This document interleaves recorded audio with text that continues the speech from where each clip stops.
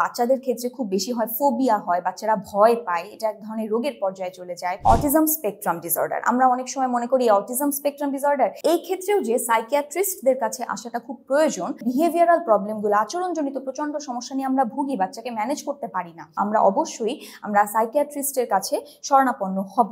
Adult যেই মানসিক সমস্যাগুলো বড়দের, তার থেকে ভয়ঙ্কর হচ্ছে ছোটদের মানসিক সমস্যা। আসসালামু আলাইকুম, আমি ডাক্তার হুমায়রা শাহজাহান রিদি, শিশু ও কিশোর মানসিক রোগ বিশেষজ্ঞ হিসেবে লাইফস্প্রিং কনসালটেন্সি লিমিটেডে এখন আছি। যেহেতু আমি আমার পরিচয়টা বললাম, শিশু ও কিশোর মানসিক রোগ বিশেষজ্ঞ, এই বিষয়টা নিয়ে আসলে একটু বলতে চাচ্ছি। মানসিক রোগ বিশেষজ্ঞ, মানসিক রোগ, তাও আবার শিশু কিশোরদের। তো একটু এই বিষয়টা যখন আসে তখন আমাদের মধ্যে অনেক কনফিউশন তৈরি হয়। আমরা আসলে ভাবতেই পারি না যে বাচ্চাদের মানসিক রোগ, বড়দের মানসিক রোগ নিয়ে তো আমাদের আমরা চিন্তাই করতে পারি না, যে এটা নিয়ে আমরা অনেক কিছু মনে করি যে এটা একটা পাগলদের রোগ বা এই ধরনের কিছু। কিন্তু বাচ্চাদের মানসিক রোগের ব্যাপার আসলে আমরা কিন্তু তখন আরো সংকুচিত হয়ে যায়। আমরা আরো চিন্তা করি যে এটা আসলে কি ধরনের কথা, বাচ্চাদের এগুলো হতে পারে না। সো শিশু ও কিশোরদের মানসিক রোগের কথা যদি আমি বলতে যাই, 2019 সালের ওয়ার্ল্ড হেলথ অর্গানাইজেশনের একটা পরিসংখ্যান বলে যে পুরো ওয়ার্ল্ডে গ্লোবালি প্রায় 14% শিশু ও কিশোররা মানসিক রোগের সমস্যায় ভুগছে।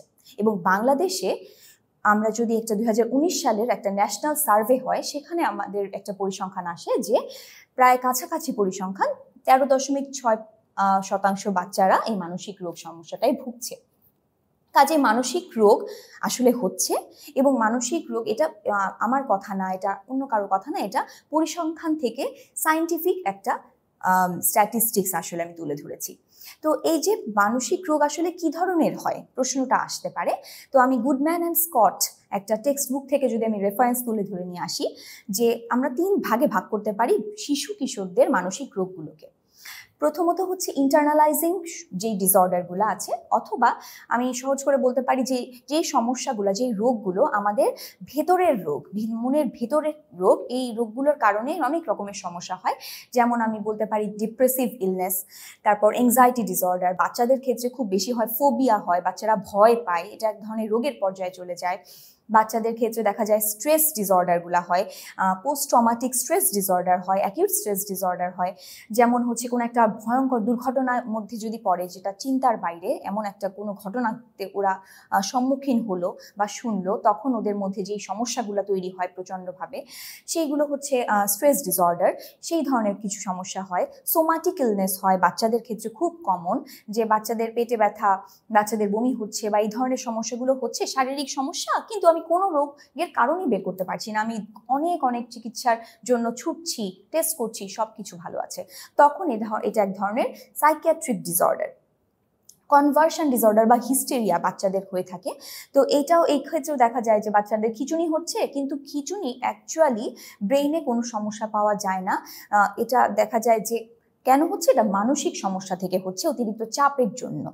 তো এই ধরনের সমস্যাগুলোকে আমরা ক্লাসিফাই করি ইন্টারনালাইজিং ডিসঅর্ডার বা আবেগজনিত রোগের ক্ষেত্রে। আবার আরেকটা ক্লাসিফিকেশন আছে এক্সটার্নালাইজিং ডিসঅর্ডার, যেটা হচ্ছে বাচ্চাদের সমস্যাগুলো বাইরে প্রকাশ পেতে থাকে। যেমন হচ্ছে oppositional defiant disorder, conduct disorder.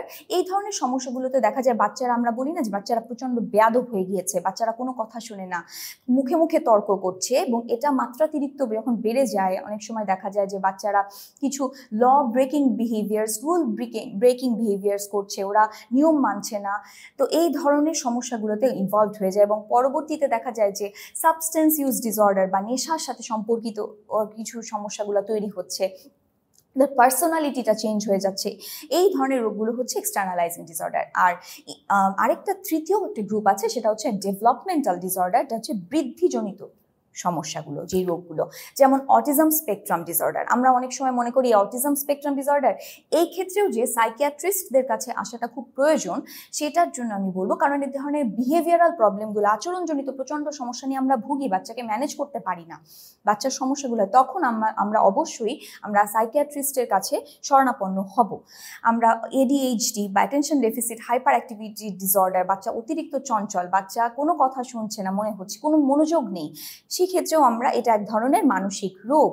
বাচ্চা প্রস্রাব করে দিচ্ছে বিছানার মধ্যে, নিউরোসিস, অ্যাবনর্মাল কিছু মুভমেন্ট হচ্ছে, মুখে এক ধরনের শব্দ হচ্ছে, টিক ডিসঅর্ডার, এরকম অনেকগুলো রোগ নিয়ে আমাদের এই child and adolescent psychiatric disorder বা মেন্টাল মানসিক সমস্যাগুলো আসলে আমরা পেয়ে থাকি, যা আমাদের বিভিন্ন সময় আমাদের চেম্বারে এই ধরনের রোগীগুলো আসে।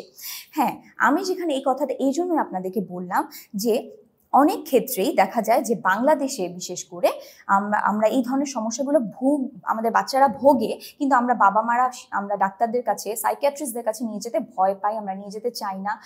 কারণ হচ্ছে আমরা মনে করি যে না, এটা ট্যাগ হয়ে যাবে, বাচ্চাটাকে কি মনে করবে, আমার বাচ্চাটা পাগল নাকি, আমি কেন যাব। তো এই ধরনের ভয় পেয়ে আমরা যেন জীবনটাকে আরো ক্ষতির মুখে না ফেলে দেই, আরো বাচ্চাটার জীবনে যেন আরো অনেকগুলো সমস্যার সম্মুখীন না হয়ে যায়, সমস্যাগুলো যেন আরো না বেড়ে যায়। কারণ আমি যদি বলি অ্যাডাল্ট যে মানসিক সমস্যাগুলো বড়দের, তার থেকে ভয়ঙ্কর হচ্ছে ছোটদের মানসিক সমস্যা। কারণ এই সময় বাচ্চাদের ব্রেইনটা হচ্ছে ডেভেলপড হয়, ব্রেইনটা বৃদ্ধি হয়। এই সময় যে যদি মানসিক রোগে ভোগে বাচ্চাদের, এটা ইরিভার্সিবল ড্যামেজ হয়ে যায়, মানে এই সমস্যার সমাধান করা সম্ভব না। অনেক বেশি ঝামেলার মধ্যে আমরা বাচ্চাদেরকে নিয়ে পড়ে যাই, কারণ বাচ্চাদের জীবনটা শেষ হয়ে যাবে। সো আমরা যেন না বসে থাকি, আমরা যেন এই কালক্ষেপণ না করে, বরঞ্চ আমরা যদি মনে করি বাচ্চাটা ভালো নেই, কোনো সমস্যা হচ্ছে, আমরা যেন অবশ্যই শিশু কিশোর মনোরোগ বিশেষজ্ঞের কাছে যাই, সেই আশা রেখেই আপনাদের সাথে আজকে শেষ করছি।